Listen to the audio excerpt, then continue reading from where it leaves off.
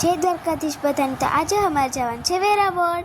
મેં ઘણા બધા દિવસોથી વ્લોગ નથી બનાવ્યો, તો તમે એન્ડ સુધી જોતા રહેજો. લાઈક અને શેર કરતા ભૂલતા નહીં. તો હવે જૂનાગઢને ટાટા બાય બાય કરીને ગીર સોમનાથને કરીએ હેલો હાય.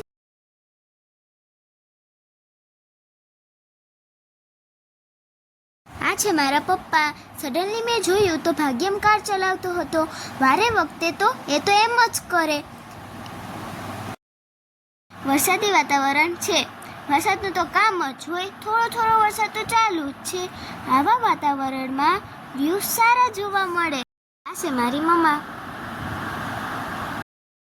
અરે આ શું આવ્યું? ત્યાં તો પપ્પાએ કીધું આ મારી હોસ્ટેલ અને સ્કૂલ છે. મારા પપ્પા હોસ્ટેલમાં પણ રહ્યા અને ભણ્યા પણ. તે આવેલી છે ઘુસિયામાં. જો આ છે સ્કૂલ અને હોસ્ટેલ. બહારથી તો બહુ મસ્ત લાગે. અમારે પિકઅપ કરવા જવાનું છે ફઈને. આ છે મારી ફઈનું ઘર. હવે તેને લઈને જવાનું છે વાડીએ. જો આવી ગયું છે. એ આવ્યું એ આવી ગયું. હું આવી ગઈ વાડીએ. આ છે અમારી ગાયો. 1 2 3 4 5 બધી ધોરી ગાયું જ છે. એક બ્રાઉન છે.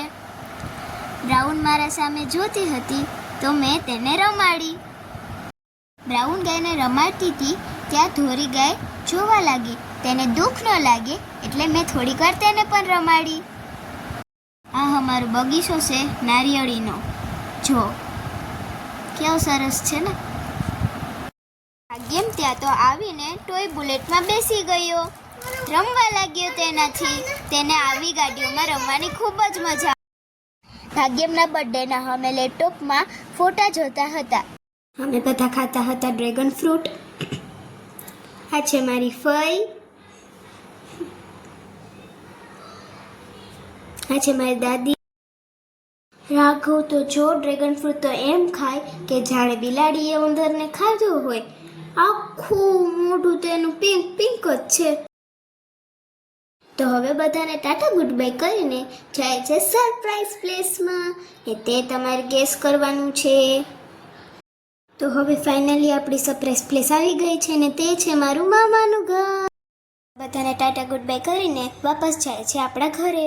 હવે ફાઇનલી આપણે આવી ગયા છે જૂનાગઢમાં. સ્વામિનારાયણના દર્શન કરીને અમે જાય છે વાપસ ઘરે. સ્વામિનારાયણનું મંદિર કંઈક આવું દેખાય. ભાગ્યમ ટાયર્ડ થઈ ગયો હતો એટલે સૂઈ ગયો. તો તમારે આ વ્લોગ પસંદ આવ્યો હોય તો લાઈક કરજો. વધારે પસંદ આવ્યો હોય તો લાઈક અને સબસ્ક્રાઈબ